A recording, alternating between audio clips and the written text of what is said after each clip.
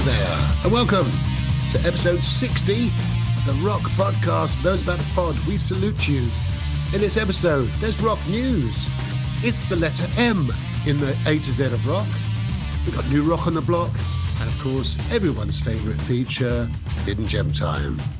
So without further ado, here he is, the man with the Princess Diana picture. It's Brian Maley, everyone. Hello, Brian. How you doing? Hi, I'm doing well, Matthew. It's not Princess Diana, it's Kenny Dalglish. Okay, I'll take your word for it. All right, okay. I'll take your word. So, Brian, how are you, my friend? I am doing very well, mate. Good. I'm a diamond geezer. Well, indeed. Well, thanks for asking, by the way. I'm fine.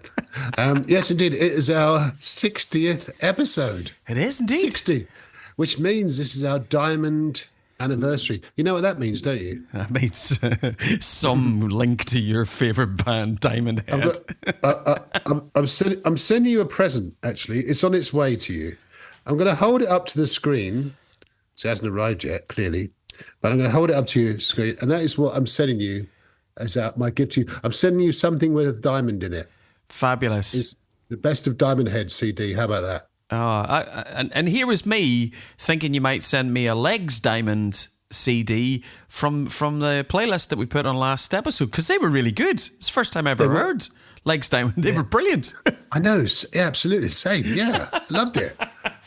Well, that's the beauty of these playlists. We try to inspire people to listen to more of these artists. And, of course, we'll do the same today. Yeah, we will. With the letter M for Maley, of course. Of course. And that's a section all in itself. Yes, indeed. Indeed. Okay, so what has caught your eye, Brian? Matt, you know the way you always talk about me being, you know, a guitarist, not very good. Mm-hmm. That's right. So I've now cracked how to get rich quick. Mm-hmm. I'm going to follow what Mark Knopfler has just done.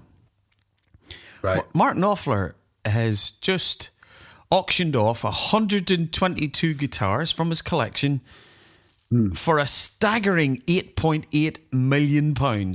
So they're amazing. I don't have 122 guitars, Matt, but if you do the math, if I sold about, 10 of my guitars and make the same amount of money as Mark Knopfler, I can retire. That is true. Only there is one little sort of catch, really. You are not Mark Knopfler. You're not the guitarist in Dire Straits. We haven't talked about your audition for the Smashing Pumpkins, by the way, which we touched on last time. We'll come on to that. So, you might get sort of face value from those couple of, banjos and ukuleles you've got there. I can see them. I can see them in the background next to the Princess Diana picture, gathering dust. I actually watched the audition. I actually watched the auction live. The auction, not the audition. Yes, I watched the auction live, and it was brilliant. It was. I also bought the book, so I bought the the Mark Knopfler book with all of the guitars that were going to be auctioned, and I sat and watched the auction, and it was hilarious, Matt, where you had like balalaikas and little guitar. It wasn't all Les Pauls and Fender Stratocasters and Suhr guitars that he's well known for using. There were some interesting guitars, and they had like little guitars that were up for a value of between £800 and £1,200. Okay. And then it went to, right, we've got lot 22. We've had a lot of interest in these guitars. Let's start the bidding at $5,000. Yeah. It was just... Did you buy anything? No, I didn't. No. But, yes, it was a whacking amount of money, £8.8 million that Mark Knopfler raised. And we've talked a lot about... guitars and things have been auctioned off. The biggest guitar in the collection was a 1959 Les Paul Standard that sold for £693,000. But the one that actually was picked up on most of the news was a 1959 reissue that was made in 1983 actually went for nearly 600 grand. So Mark's donating a sizable amount of the proceeds from the auction to the British Red Cross, to Tusk, and to the Brave Hearts of the Northeast.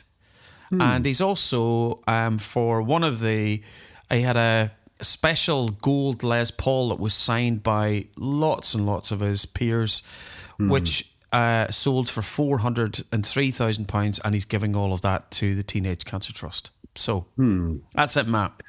When I auction my guitars off in Christie's and make £3.50. Well, that said, you met Eric Bell recently. You got this guitar, haven't you? That you get signed by various members of Thin Lizzy. I believe you like Thin Lizzy. I could be wrong, but you met Eric Bell recently. So that's Eric Bell. Was he the original guitarist? He was the original guitar player. Just for those people who don't know who Eric Bell is, of course. What was he like? Was he a nice guy? Signing your guitar? Absolutely gentleman. He was fabulous. It was he was playing in a great little venue in Kinross, just outside Perth, and it was a Monday night, and it's like a blues trio, and Eric was playing great, and it's like a blues trio. He played a couple of Thin Lizzy tracks. He obviously played Whiskey in the Jar, and he played The Rocker, and he played for nearly 2 hours. And at the end of the show, he collapsed. No. He had a pint of Guinness in his hand, and he was just about to walk off the show and off the stage. And I just said, "Hello there, Eric." I put on my Northern Ireland accent a bit because Eric's from Belfast, so I laid it on a bit thick, and then. How's it going there, Eric? How you doing? And then he answers grand, and then we're Northern Ireland territory. So I said, "Would you mind signing my Les Paul?" And he said, "No bother at all." Nice. And then he had a look at it, and he spotted Brian Downey's signature on it as well too. And I said, "Yeah." So yes, lovely man, and legend. Yes, indeed. Speaking of lovely men, Fish, it hasn't been the singer of Meridian for a long time, solo performer. Derek Dick is his real name, of course, is finally calling it a day after, I think, was it 4 decades, maybe more, in the music business from the early days of Meridian in the early 80s. It's decided that 2024-25 will be his last tour.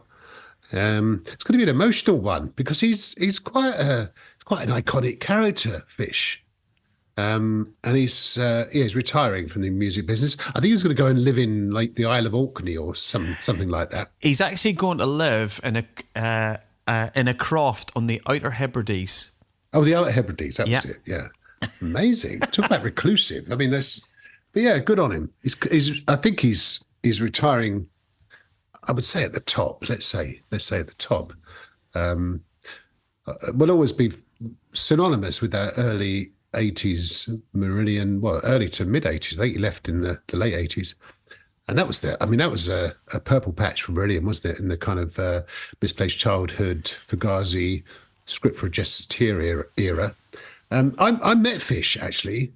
I was at a Planet Rock thing in Marrakesh in Morocco back in 2015, and he was one of there were 3 gigs: Temperance Movement, Fish, and Black Star Riders, and you got to meet all of them. And he was quite jovial and quite amicable, nice guy, very tall, smoked a lot, chain smoking, which is not a good idea, kids, by the way.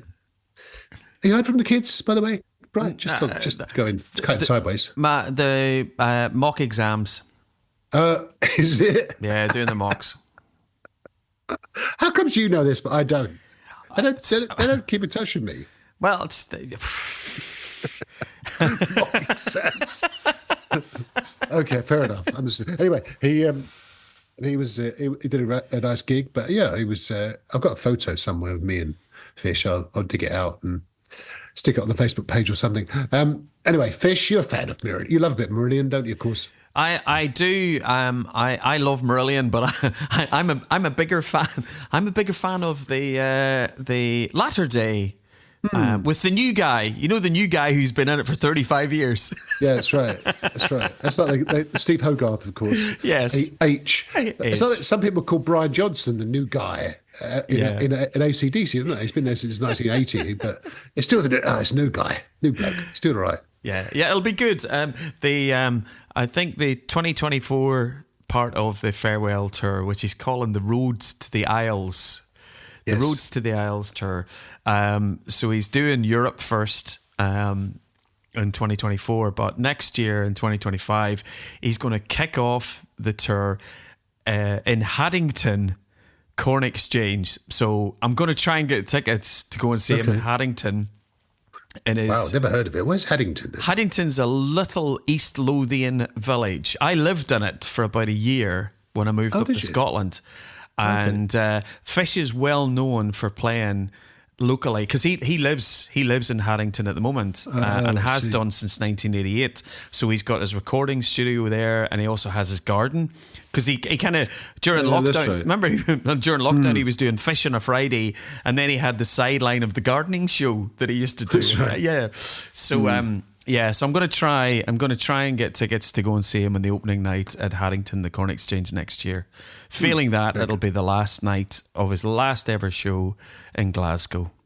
Yeah. Probably that'd be an emotional affair, I imagine. Yeah. So we wish you well, Fish, on your farewell tour.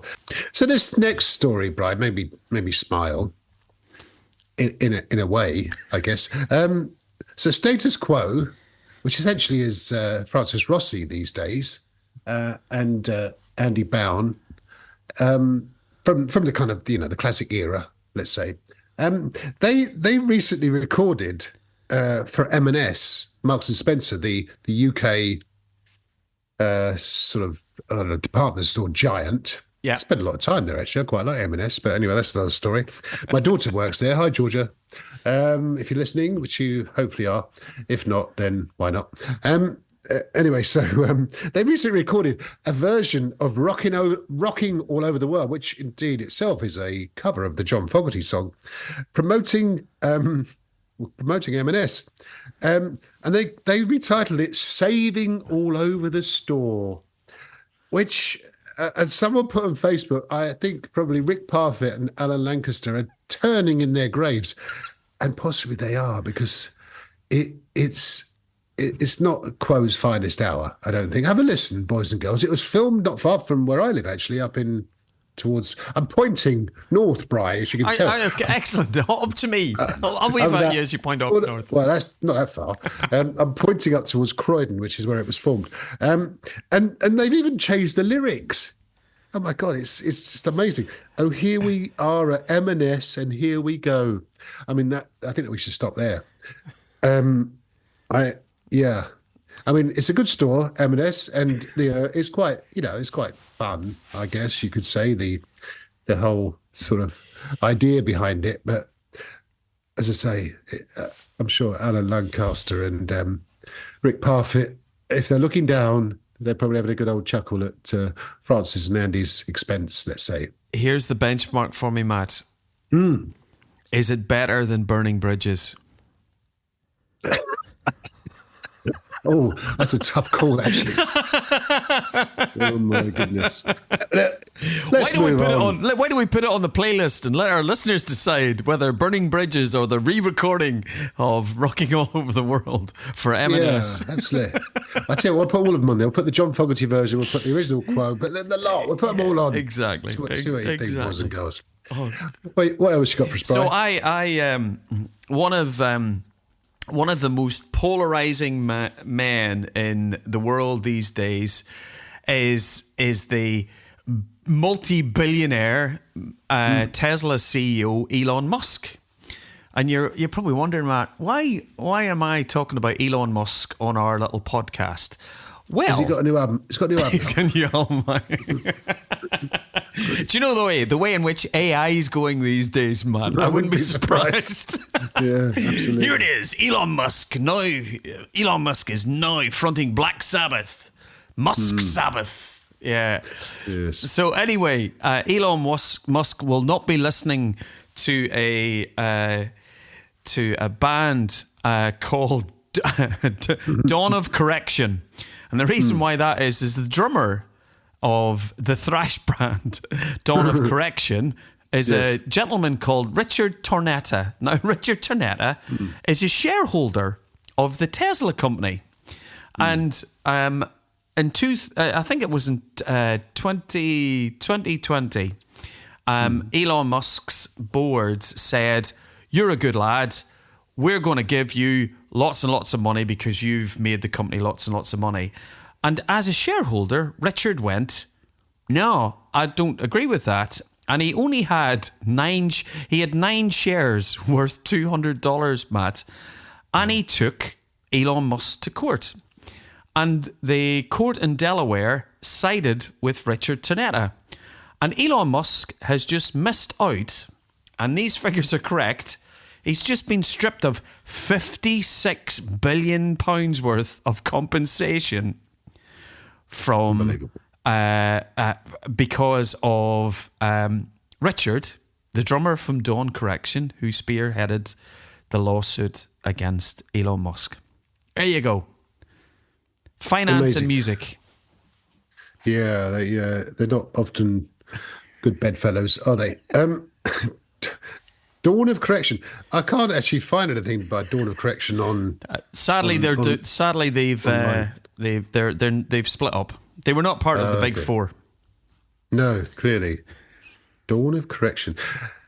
What do you do with $56 billion anyway? I mean, we've had this conversation before when the Neil Youngs of this world started to sell their publishing rights. But what do you do with? I mean, what do you do? You sit on Christie's auctions in your Dire Straits t-shirt, going, I'm just going to bid all this up. I'm going to bid. There's a wee banjo for £50. I'm going to bid it up to £27,000 whilst I'm eating my Cheerios in the morning, drinking my coffee. Yes, with your Dawn of Correction. Right. What else you got for us, Brian? Anything else? Well, Matt, the exciting news for those of us who are big fans of supergroups and Glenn Hughes and Joe Bonamassa in particular, the Black Country Communion, who announced last year that they were getting back into the studio, have recorded their new album, which will be out in May of this year. Super excited with that. The band are in rehearsals at the moment. I think they're doing, is it like cruise to the? They're doing a cruise. I think that Joe Bonamassa does. Oh, okay. So Black Country Communion are going to play some shows there. The tantalizing, teasing Joe Bonamassa has also said, and we will be doing shows plural. So hopefully there's a slim chance that maybe they may come across to Europe, which would be fantastic. So I did get all excited when Spotify put a track out over the last few days, which was a track called With You I Go, and I thought it was a brand new track off the new album, but sadly it was an unreleased track from BCC4. But it still sounded good, and it's a nice little teaser for Black Country Communion hitting new album coming out May of this year, which I'm very excited about. Well, I can imagine, and we'll have to review that, of course, in New Rock on the Block. We will indeed. Which brings us to New Rock on the Block.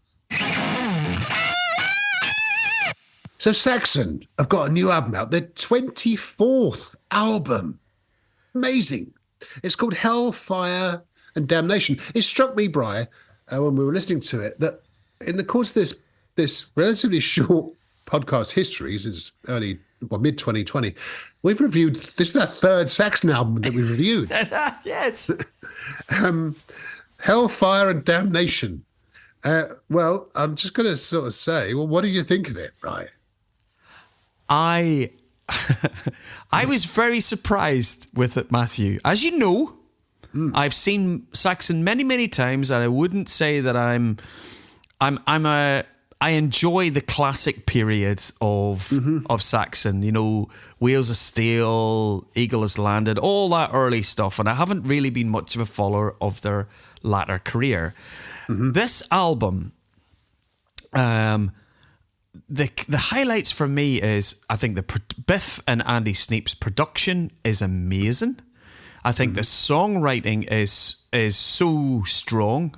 You know, the opening track with The Prophecy with Brian Blessed. Brian Blessed. You know, Gordon's alive. Gordon's alive.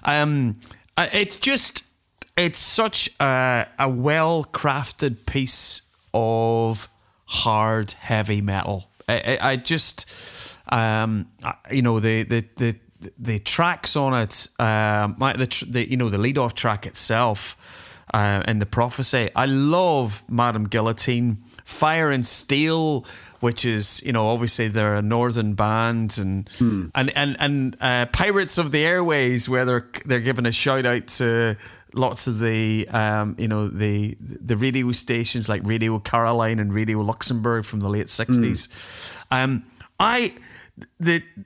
So songwriting was great. I thought the band played well. The two things I want to call out about this album, and I'd say people, if you haven't listened to Saxon for many years, go and listen to this album. It's great.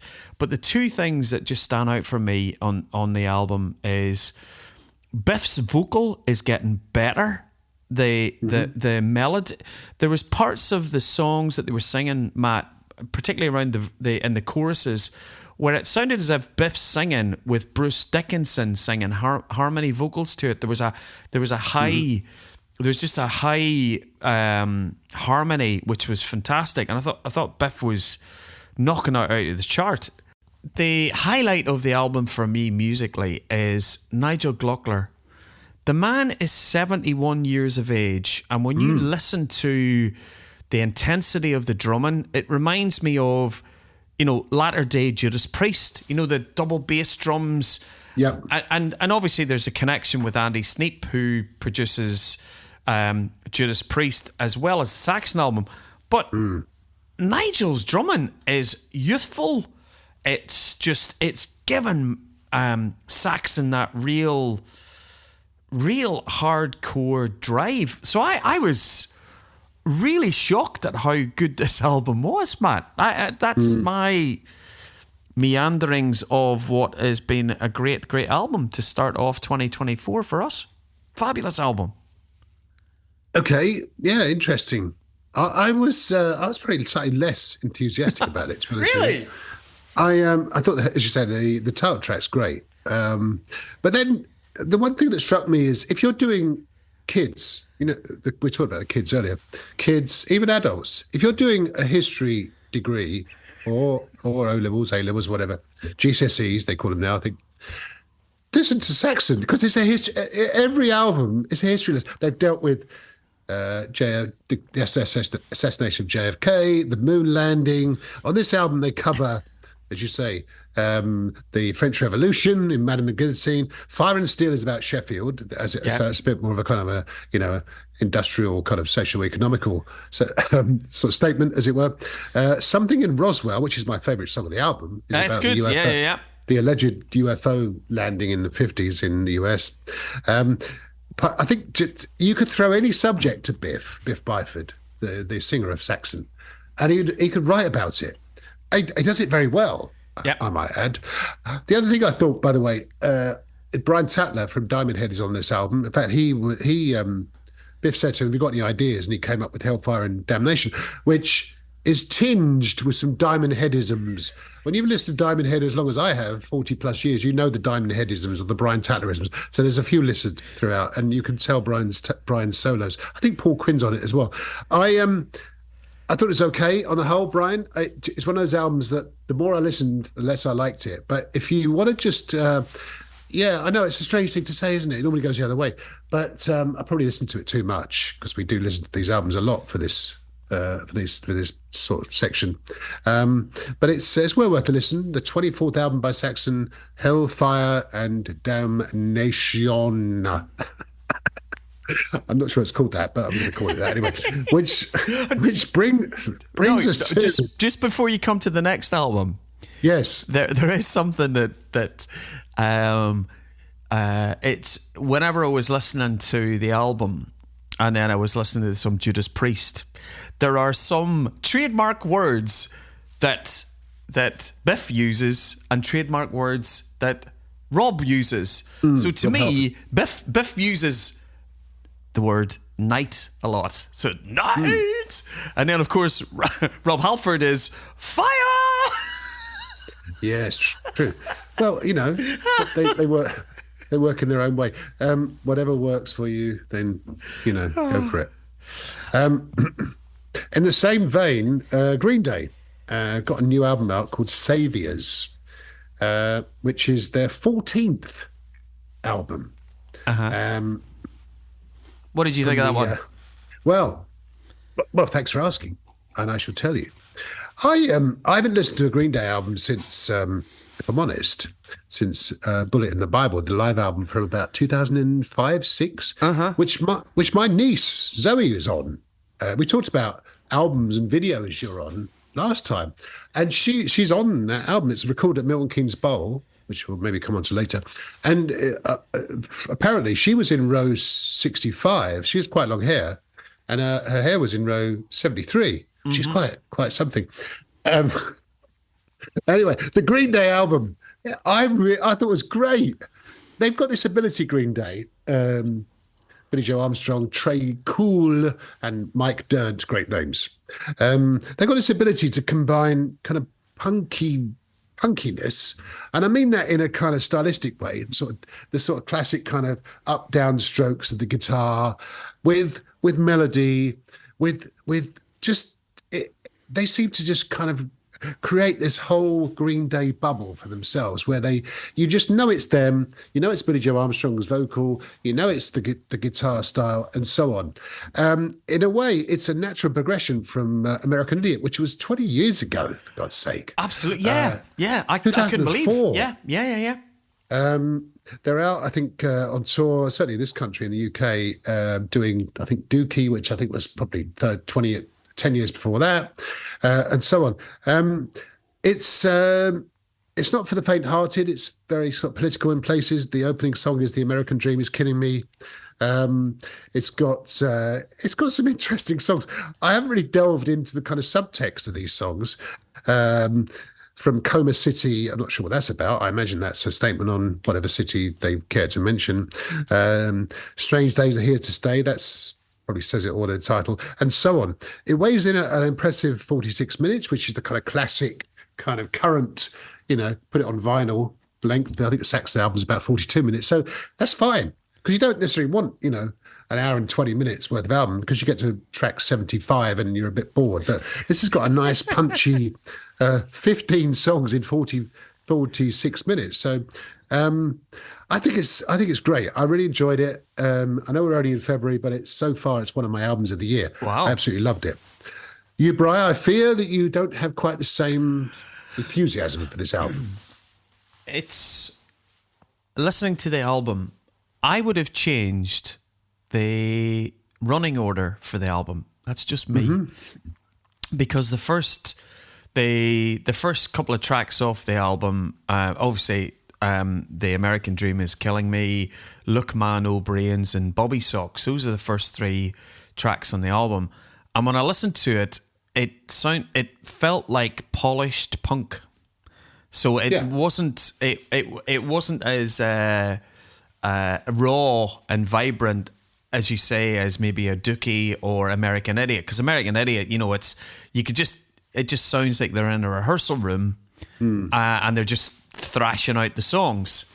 But then cheekily, do you see from track 5, which is a track called Dilemma, all the way through to track 9, Corvette Summer, Dilemma, 1981, Goodnight, Adeline, and to me, the banging track of the album, which is Coma City, which is nearly an AC/DC. It's just That's true. It is. It's very much in that, and I just it got more angrier, and yeah, you're right about the some of the commentary that Billy Joel puts in his lyrics, but that middle section of the album, I just went, oh, I like this now, and it really took me through, all the way through the albums. So the first couple of tracks were just a little bit too polished for me. And then it just really took off. It took off from Dilemma, and I was going, yeah, they're still angry, and they're guys probably in their 50s, mid 50s, maybe late 40s. So they're going, but there was an urgency about the material, and they had something to say, and the middle part of the album was just fantastic. So I was. Whether they're doing that on purpose, we'll do a few easy melodic songs, and then we'll just get into it. But yeah, very, very impressed with that as an album. Yeah, good. I thought it was really good. So check it out, boys and girls. Saviours by Green Day, as well as Hellfire and Damnation by Saxon. Well worth the listen. Yes, of course. Absolutely. Right, Matt. So we have come to the middle of the alphabet. Kind of nearly. But it's the most important letter in the alphabet. It's M. It's M for Matt and M for Mealy.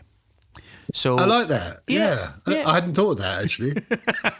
So we need to crack on, because we have got we've got so many bands. We've got so many things to get through. So let's kick off with some easy peasy bands that would make it into our pantheon of the A to Z of rock. I'm going to start us off with the wonderful, and we mentioned the former lead singer earlier on, Marillion. Oh, okay. All right. Marillion. Yes. Still going strong. Yes. Formed in 1979. Really? Wow. I remember it well. And as we said, Fish was he the original singer? I don't really know my Marillion history. They kind of appeared. I remember they just appeared with Script for a Jester's Tear in about 1982, which was one of those kind of highly lauded albums, and then followed it up with Fugazi, and then I think their main sort of I suppose kind of standout album is Clutching at Straws from 1988. Is that right, Brian? Yeah, and you would have my had Marillion discography correct. You're not too bad. You're doing it for something off the cuff. You've got Misplaced Childhood, which was the album which had Kaylee on it. Oh, that's right. Yeah. And Heart of Lothian and Lavender, and then and then Clutching at Straws, which was the last album with Fish, and then the Fish era ends, and then we go into the post Fish Hogarth era, which is amazing, which has got albums like Brave, a much more ambient, progressive, experimental, and as we've talked about Marillion in the show a number of times, the whole crowdfunding, the whole pay to get your name in the credits of albums and stuff. They took the whole self-financing of and kind of moving away from major label support and became an independent band, and have been, I suppose, instrumental in being able to keep out of the mainstream for so long and still be critically acclaimed with albums like Fear, which came out a couple of years ago, which featured very highly in the classic rock. So, Marillion, hopefully a reasonable start to the letter M. But let's get back onto more firmer territory with a band from 1975, formed in 1975, Matthew, a band who I never saw, but a band formed by Mr. Lemmy Kilmister, Mr. Larry Wallace, and Lucas Fox, known as Motorhead. A couple of people said to me, why under the letter L did you not feature Lemmy? Well, I said simply because we're going to talk about Motorhead. And to a lot of people, Motorhead is Lemmy. I mean, he was there from day one. Yeah. Formed Motorhead after being fired by Hawkwind. Motorhead was a Hawkwind song.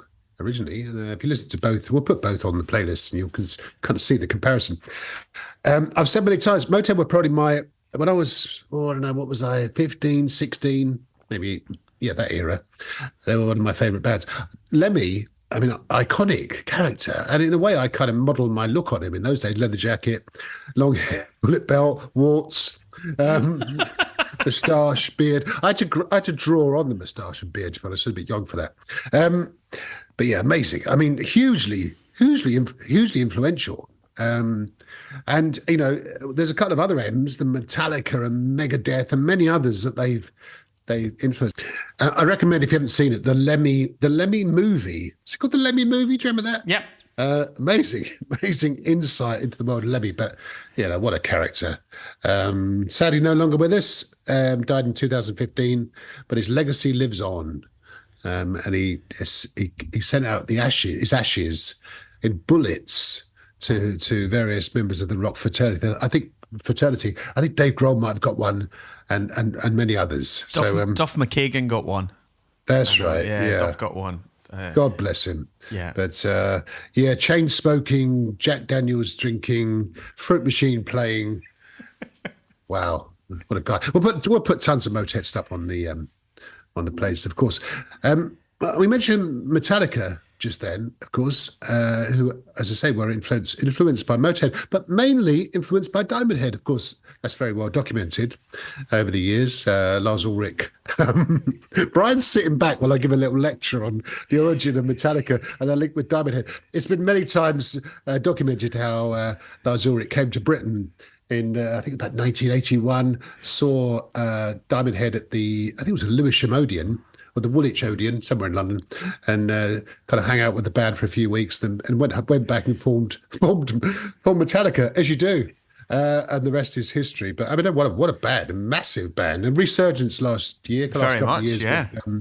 with the Stranger Things soundtrack and Master of Puppets and so on. But we got to mention Metallica, surely, and then it's Ram, right? We have to mention Metallica, and then obviously their original lead guitarist is Dave Mustaine, who, having been kicked out of Metallica, went and formed Megadeth, who, for many, many years, you had this, Megadeth, Metallica, and obviously they some kind of monster movie when the band were going through their therapy sessions, and Dave Mustaine was part of the documentary. You could see how much it hurt Dave, and they've reconnected. And then obviously the big four went out on tour. Slayer, Anthrax, Megadeth, and Metallica, and they're all big pals now, which is great. So there we done. Yeah, in fact, we did Dave Mustaine's book, another M, of course. Yeah, Dave Mustaine and Megadeth. We looked at his book in Book Club of Rock. Well worth a read. Dave Mustaine's autobiography, and as you say, he's buried the hatchet with the guys in Metallica after all these years. I love connections as well too, because when you think of bands like Motorhead and Metallica, one thing that connects both of them in the early days is Marshall amplification. In fact, Marshall amplification is just, it is, whenever you and I started to go to gigs, you're standing there and you're saying, how many bands had Marshall stacks, and it's over the years now, Matt. Whenever we watch the documentaries, and you'll see somebody, like the Motorheads of this world. Lemmy had maybe 6 4x12 cabinets on stage, and he actually had them all switched on. Whereas, is that right? Yeah. If you stood in front of, in the Lemmy movie that you mentioned earlier, you had people who came up on stage, modern musicians, and they stood in front of Lemmy's, bass cabinets, and you can't hear. So nowadays, a lot of it's for show. So Yeah. we saw Airborne at Steelhouse, remember, a couple of years ago, and of course they have all of their Marshall stacks, etc. And you just want to go. Have you got them all switched on, or have you just got one or two switched on, and the rest are there for show? Yeah, well, famously, there's that clip, isn't there, where it kind of goes behind this, the wall of Marshalls, and a lot of them are just shells. And Judas Priest, admittedly, got one where Rob Halford rides his motorbike through. So you're right. I mean, it's synonymous with rock and metal, isn't it? The Marshall stack. And I mean, Jim Marshall, who was the founder of Marshall, sadly no longer with us. Yeah. I think he basically ran a music shop, I think, on Tin Pan Alley in London, Denmark Street in London. Yeah. And I think Pete Townsend, I think this is an apocryphal story, but it's probably true.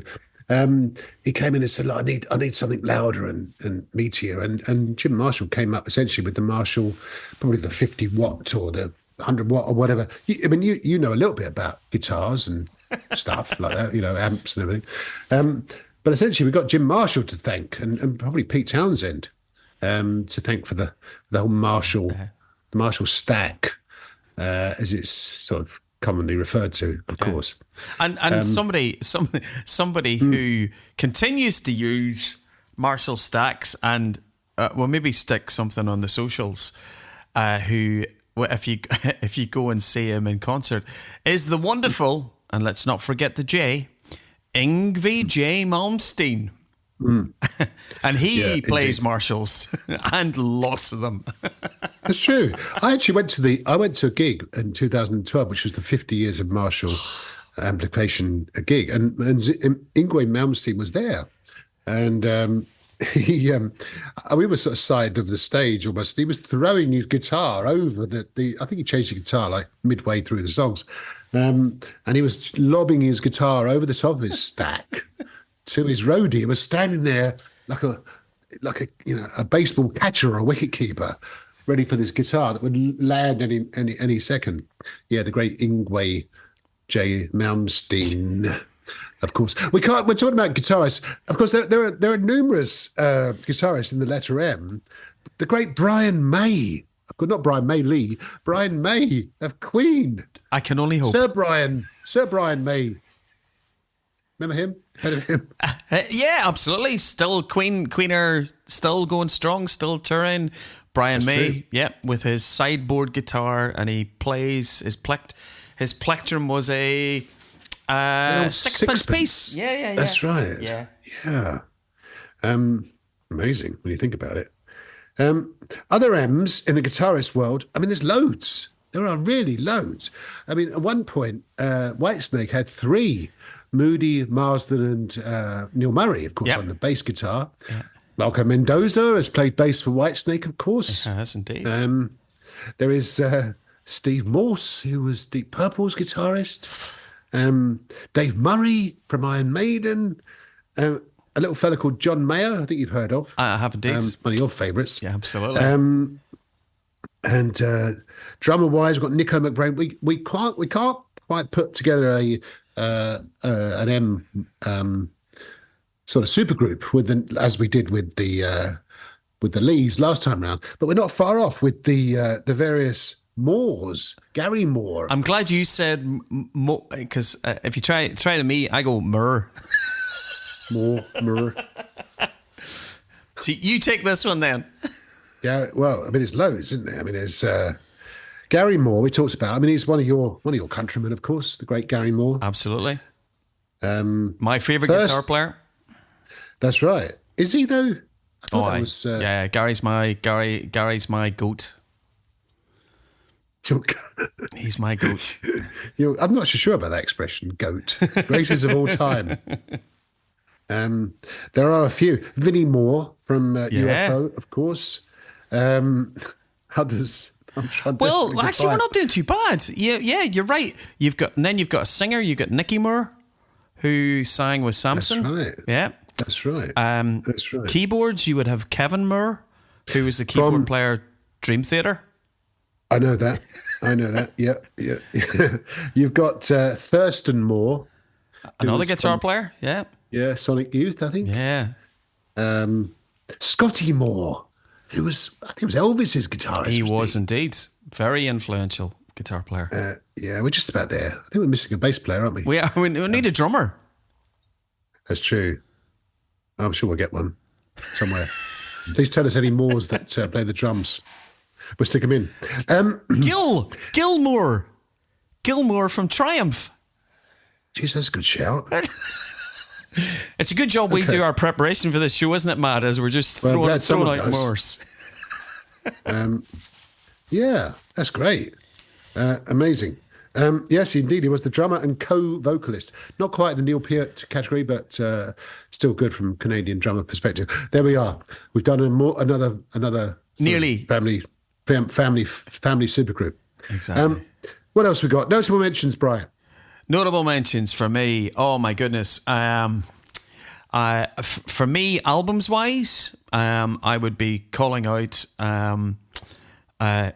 3 albums come off the top of my head: Moving Pictures, Mechanical Resonance, and a band that has got 2 great albums, one studio and one live, is Deep Purple's Machine Head and Made in Japan.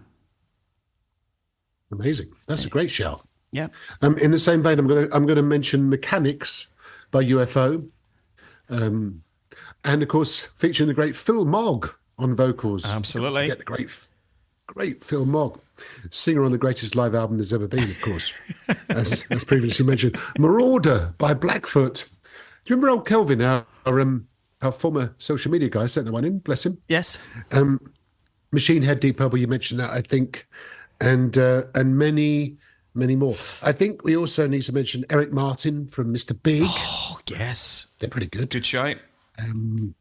We also need to mention Mick Mars from Motley Crue, one of the kind of, I suppose in a way, classic rock bands. We talked about them last time, and in fact we saw them last year. And finally, I think two absolute superstars of the genre. I'm going to go with Steve Marriott. Now, Steve Marriott, I think, is one of those vocalists from Humble Pie and, of course, The Small Faces. Sadly no longer with us, but a hugely, I think he's probably just about one of the greatest vocalists has ever been in the rock world. Yeah. And also, of course, we mentioned John Lennon last time. We can't mention John Lennon without, of course, the great Paul McCartney. He made it Fantastic. into your... Did he make it into... Was he your bass player when we were putting together supergroups? I don't think so. It might have been mine then. I do remember that story. My friend was at a railway station in Kent somewhere, and Paul McCartney was standing behind him in the queue to get a coffee, and they started talking about football, soccer, Liverpool and Everton, which is quite surreal when you think about it, chatting to a Beatle about Everton and Liverpool, but there you go. I think that's it. I would also like to mention, by the way, we mentioned Milton Keynes Bowl earlier, one of my favourite venues, been there many times, and of course Monsters of Rock. And I think, boys and girls, you should go back to, I think it was episode 7 or 8, and of course subscribe on YouTube to the podcast, but listen to episode 7, the famous Bradfest and Matt Stock Festival episode, which still is one of my favourites, the last of the 60 episodes we've done, Bri, of course. Absolutely. Over to you, my friend. So this was a band, or this was a piece of music that I remember from a midday on a Sunday, and it was the theme tune to Weekend World in the UK was it Brian Walden, and the theme tune. It had this Hammond organ keyboard, and for years we didn't have the internet, and so you don't know what it is. And it was a track by a band called Mountain, and Mountain are obviously it's Leslie West was the guitar player and guitar player and singer, so influential. If you talk to Eddie Van Halen, that loads of the Ronnie Montrose, who we didn't mention, Sammy Hagar, you're in that Leslie West is revered as one of the greatest guitar players. So Mountain played the theme tune for Weekend World, and it was what a cracking name for a song. Nantucket Sleigh Ride. That's right. I've no idea where Nantucket is, but it's on the map because of Mountain. So shout out to Mountain. And then the other moving away from music, Matt. When we often think about denim and leather and things that are synonymous with rock, and it got me thinking about mascots. So mascots. So when you think of the great mascots and I suppose trademarks to a lot of bands, I'll have a little bit of a quiz with you here. So Okay. Iron Maiden. Who's Yes. Iron Maiden's mascot? Well, it's Eddie. There of you course. go. Excellent. And now we talked about Motorhead. Yes. That's That's the famous snaggletooth. well, 2 for the, 2. The sort of skull with the horns and everything. Yeah. Okay. The third one, again, another M band, which is Megadeth. And obviously, when you think of Megadeth's, the album covers with their mascot. Who was Megadeth's mascot called? Well, having read Dave Mustaine's autobiography, I know that it's Vic Rattlehead. Which is it Vic or Mick? Vic. Anyway, it's Vic. Yeah, Vic. I thought so. Right. Yeah. And your final one of the ones that I think are the iconic Yes. heavy metal mascots is Dio. That's got to be Denzel the Dragon, surely. Now it's not a very when you think of the Holy Diver album and you've got the diabolical character. yes, the diabolical character, and you've got the chains around the priest in the water and all this kind of stuff. This is what the internet is telling me, that devilish character is called Murray. Is that right? Okay. I think I prefer Denzel, to be honest with you. Mascots. So, yes. so there you go. There's the mascots of rock, and I'm sure there's many others we can remember. Yeah, very good. I like that. So that was the letter M. Next time it's N. Now it's going to get more and more difficult, I think, as we go forward. But I've already got it. I think it's going to be 9 Inch Nails. No. It's going to be it'll be an episode for you to talk about Nwabum. So so we can do the whole history of Nwabum, and we can talk even more about Diamond Head. That's true. There you go. Happy days. Okay. So that brings us to everyone's favourite part of the old podcast, Brian. Hidden Gem Time. Thank you, Lola. Sounding great as always. Hope you're doing well. So, Brian, what you got for us? Once again, I have streaming services to thank me, Matt, for giving me this artist or reminding me of this next artist. This is an album called Don't Say No that was produced in 1981, and actually, the artist in question had asked Brian May to produce the album, and Brian said, "I'm not available. Why don't you get our long-standing engineer Mac to produce it?" And this is the album "Don't Say No" by Billy Squier. Oh, yeah. Now, Billy Squier, the big, it's interesting because the big single off this album, which was called "The Stroke," it obviously did very well in America at the time, 1981. But the track, and please put this on the playlist, Matt, is "Lonely Is the Night." Oh, yeah. It's an absolute.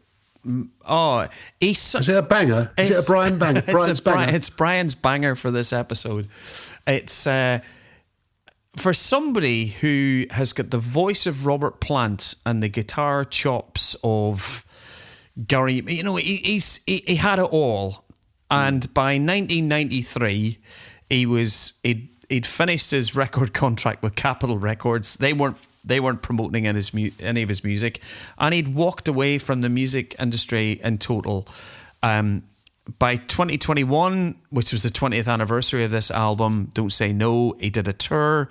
And then he sporadically turns up now and again. He was a member of Ringo Starr's all-star band, Matt. And I've just been listening to him for the last little while. I've been listening to this album, and Billy Squire, what a singer, what a guitar player, what a songwriter. And for me, my hidden gem for this episode is Billy Squire's Don't Say No. It's a classic. It's great. Very good. Yeah. Very good. I actually saw Billy Squire. Did you really? Yeah, he was one of the first people I ever saw live, actually. He was, it was the opening act, believe it or not, for Whitesnake on the Come and Get It tour. And in those days, wow. when your first gigs, you're too young to drink. So you go in and there'd be an empty auditorium. In this case, it was in the Circle. And sort of, waiting for the whatever band to come on at 7:30, 8 o'clock. And Billy Squire, yeah. So I saw Billy Squire in 81, actually, probably written that very album. I'm going to come slightly more up to date with my brand. It's another album. It's from an American band called Red Sun Rising. Now, I came across this band through a song, which is an absolute, one of the greatest songs I've ever heard. A song called The Other Side. It's from this album, the album being Polyester Zeal, which is the debut album from Red Sun Rising from 2015. They're on a permanent hiatus now, Red Sun Rising, but check out, it's a really great album. I mean, it's one of those kind of, it's sort of one of those emo kind of indie rock / classic rock albums. Check it out. But my hidden gem is for this episode is Polyester Zeal by Red Sun Rising, featuring the brilliant The Other Side and the almost as brilliant Emotionless, which were singles from the album that did pretty well on the Billboard charts and the rock Billboard charts in the US. Weighing in at only 42 minutes, the classic current, back to the 80s, Back to the Future, with the current album, the album length of 40 odd minutes. But yeah, check it out. Polyester Zeal by Red Sun Rising, my hidden gem for episode 60, Bri. Fabulous. That was it. All done? All done. Right, bye everyone. See ya. We have to say thanks for listening. Of course, as always, please subscribe on YouTube. Tell all your friends, neighbours, complete strangers about us. We'd love to hear from you on Facebook or on email, whatever our email address is. I can't remember what it is now. Thanks to Scotland Rocks Radio for having us on every third Tuesday. Check us out there. What else, Bri? Anyone else want to mention? Talk about your mum. We haven't mentioned your mum since last episode. She doing all right? Yeah, she's doing okay. Yeah. Good. All good. Pleased to hear it. She excited about your Smashing Pumpkins audition? I haven't told her yet. Okay. I haven't told her Yeah, yet. well, it'd be a nice surprise Whenever for her. I'm settled down, whenever I'm settled in LA, once we've got I'm trying to keep it under wraps, Matt. It's just, Oh, are you? yeah. I'm sorry, okay. Yeah, just I won't mention it. To her. yeah. Billy's just a bit, He's a bit quiet about these sort of things. yeah, Isn't he? Just keep it as big secret. it's his management, my management. The songs I've been writing with them as well too. It's just I've got to keep it all under wraps, but it'll come out in time, and I might be named a different person as well too. Oh, really? That'd be great. Yeah. Oh, like Brian M. or something like that. That'd be hilarious. I'd love that. Yes. Yeah, you've heard it here first, people. I am not the new guitarist in Smashing Pumpkins. Well, no. Oh, what a shame. On that bombshell, thanks for listening, everyone. We'll see you for episode 61. Yes. Oh, my goodness, can't believe it. Take care of yourselves. Be good. Be nice to each other. And keep the faith. Keep on rocking. See you later. Bye now. Bye. Those Bad Pod, we salute you is a Made in Rogers production.